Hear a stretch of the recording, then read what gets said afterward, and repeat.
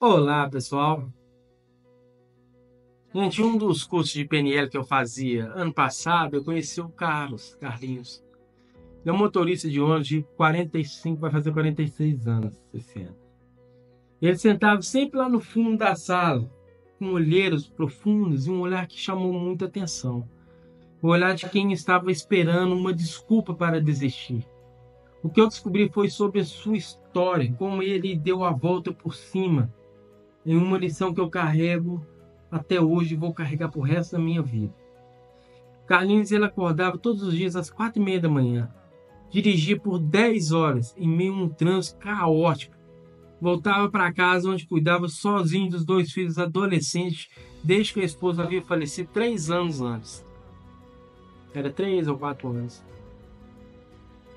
Durante o intervalo, gente, do curso, tomando um cafezinho aqui, colar, ele me contou o seu único momento de paz era os 7 minutos que passava no ponto final fumando um cigarro.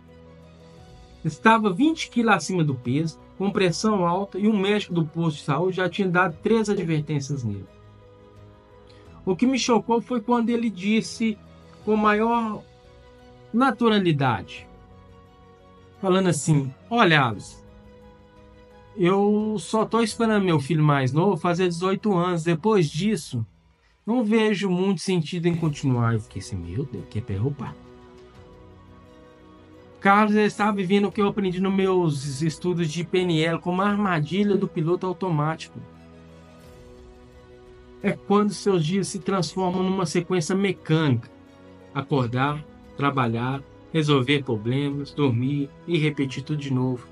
E sem perceber, você começa a desaparecer dentro da própria rotina.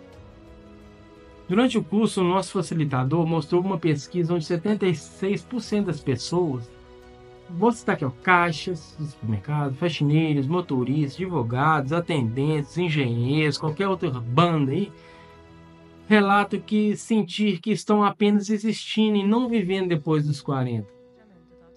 Se você já sentiu que está apenas cumprindo tabela na sua própria vida, digite alto aí nos comentários, tá? A virada na vida do Carlos não veio de nenhum grande evento. Foi numa terça-feira comum, quando um passageiro idoso deixou cair um livro surrado no ônibus mesmo. O Carlinho ele guardou para devolver no dia seguinte, mas, como curioso ele é, folheou algumas páginas de dormir. Era um livro simples sobre encontrar pequenos significados. Carlos me contou durante o curso que uma frase o atingiu como um soco mesmo na boca do estômago. A maior parte das pessoas não percebe que está morrendo um pouquinho todos os dias, muito antes do coração parar. No dia seguinte, ele fez algo que não fazia há anos. Parou o ônibus 5 minutos no mirante da cidade e simplesmente observou o sol nascer. Foi o primeiro momento em que ele sentiu que estava realmente presente em anos. Tá? Era antes de começar, tá, gente? Conversando com o Carlos durante o curso, compartilhei com ele o que eu aprendi sobre o que eu chamo de método dos 3 momentos. É tão simples que qualquer pessoa, não importa quão ocupada esteja, ela pode aplicar tendo força de vontade.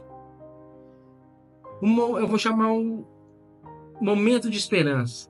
Carlos começou a criar um ritual de 3 minutos todas as manhãs, apenas sentado com uma xícara de café, observando a luz entrar pela janela antes que seus filhos acordassem.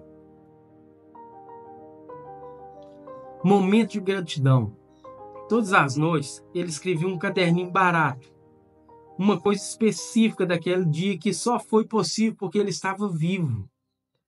São coisas simples, o cheiro do pão, a risada do filho, a sombra das árvores no caminho, a fofoca dentro do ônibus, as risadas. O terceiro é momento de escolha, é o mais importante. Carlos criou o que chamamos de momento de escolha diário. Todos os dias ele fazia uma pequena coisa diferente da sua rota. Descer do ponto uma parada antes, experimentar um pão diferente na padaria, ligar para um amigo ou para uma amiga, para a mãe, para as avós das crianças. O exercício que mais funcionou para o Carlos foi o caderno de redescobertas, onde ele anotava pequenas coisas que costumava gostar antes da vida ficar pesada. Pessoal, foi mais ou menos uns 6 meses, 6 meses depois, quando nos reencontramos agora em um outro curso. Carlos não tinha virado CEO, não ficou rico, nem transformou completamente a sua vida. Ele continuava sendo motorista de ônibus, continuava acordando cedo, continuava com suas responsabilidades, mas algo fundamental havia mudado nele.